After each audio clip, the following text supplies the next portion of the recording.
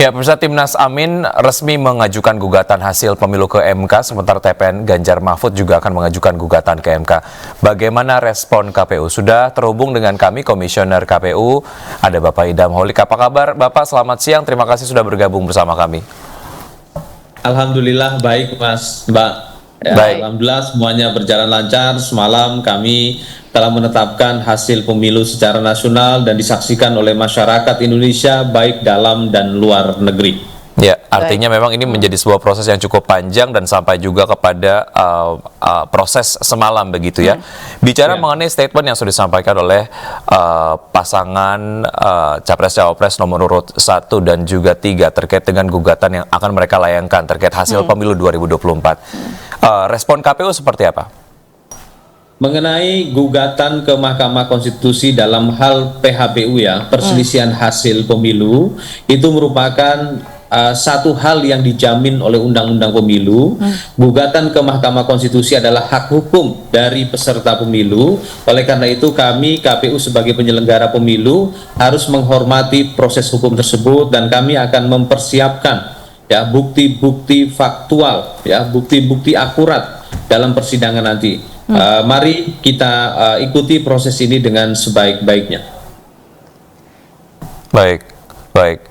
Lalu terkait dengan berbagai macam bukti yang sudah disiapkan begitu, ini tentu saja akan disampaikan di pengadilan. Tapi poin-poin yang nampaknya mungkin kemudian akan dijadikan highlight begitu, atau mungkin dilakukan persiapan yang lebih matang lah ya menghadapi sidang nanti, seperti apa dari KPU? Dikarenakan gugatan tersebut baru diregistrasi pada hari ini dan kami juga belum mendapatkan dokumen gugatan dari Mahkamah Konstitusi, maka dengan demikian tentunya kami belum bisa menyikapi lebih lanjut dan memang kami baru mengetahui lewat media massa, misalnya salah satu yang menjadi materi gugatan tim hukum paslon tersebut salah satunya adalah berkaitan dengan pencalonan. Pada kesempatan ini kami tegaskan bahwa pencalonan presiden dan wakil presiden telah kami proses melalui peraturan perundang-undangan atau dapat dikatakan bahwa proses pencalonan itu adalah sah menurut hukum. Baik, apakah juga nantinya akan mempersiapkan tim hukum khusus juga Pak untuk di MK ini? Sudah pasti ya, sebagaimana PHPU atau perselisihan hasil pemilu pada pemilu-pemilu sebelumnya, KPU juga mempersiapkan tim hukum.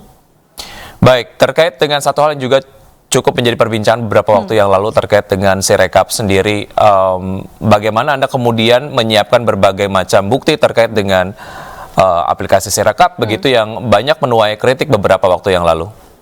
Undang-Undang Pemilu menegaskan bahwa hasil pemilu ditetapkan melalui proses rekapitulasi secara berjenjang, dimulai di tingkat PPK, Panitia Pemilihan Kecamatan, KPU Kabupaten Kota, KPU Provinsi, dan pada akhirnya KPU Republik Indonesia yang semalam kita semua saksikan penetapan hasil pemilu berdasarkan hasil rekapitulasi dalam rapat pleno terbuka.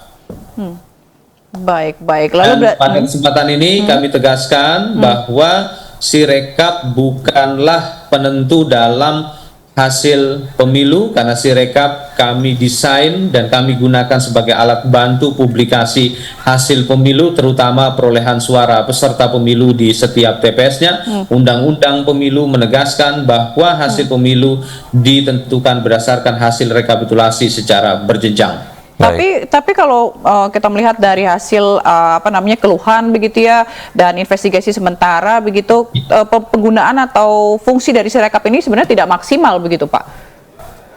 Menurut kami ya, Sirekap tetap fungsional.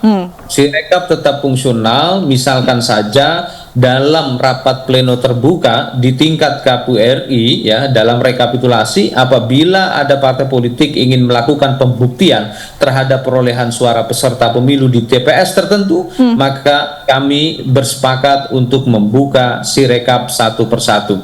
Ini menunjukkan bahwa Sirekap fungsional. Selain memang publik juga bisa merasakan bagaimana publik bisa mengakses informasi khususnya perolehan suara peserta pemilu di setiap TPS-nya, karena melalui aplikasi Sirekap KPU menampilkan foto formulir model C hasil itu adalah bukti otentik perolehan suara peserta pemilu untuk setiap TPS-nya. Oke, tapi kan Sirekap sempat di stop dan dia tidak bisa membaca dengan data, juga ada kekacauan masalah angka yang tidak sesuai dengan data yang sebenarnya. Dan juga ada KPU pengelembungan. menyampaikan hal ini dalam konferensi pers, di mana Ketua KPU pernah menyampaikan bahwa memang ada sedikit ketidaktepatan dalam pembacaan terhadap hasil perolehan suara peserta pemilu terhadap foto formulir model C hasil, tetapi itu jumlah atau persentasenya kecil. Kita ketahui jumlah TPS dalam pemilu serentak 2024 itu berjumlah 823.220 TPS, sedangkan yang kami tangani untuk data anomali itu sekitar 3.000. Artinya secara persentase itu tidak banyak, dan selebihnya Sirekap mampu membaca secara akurat. Dan kami sampaikan kembali pada kesempatan ini, sampai saat ini Sirekap masih tetap dibuka. Memang beberapa hari menjelang penetapan perolehan suara pemilu secara nasional, tabulasi nasionalnya memang kami tidak tampilkan karena memang pada waktu itu seringkali menjadi polemik di ruang publik akibat pembacaan Sirekap kurang akurat terhadap foto formulir model C hasil plano. Tetapi itu tidak mempengaruhi proses rekapitulasi secara berjenjang.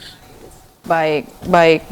Ya. Ya, baik. Terima kasih sudah bergabung bersama kami. Waktu kita kemudian sangat pendek. Kita akan berbincang di lain waktu. Terima kasih, sampai jumpa.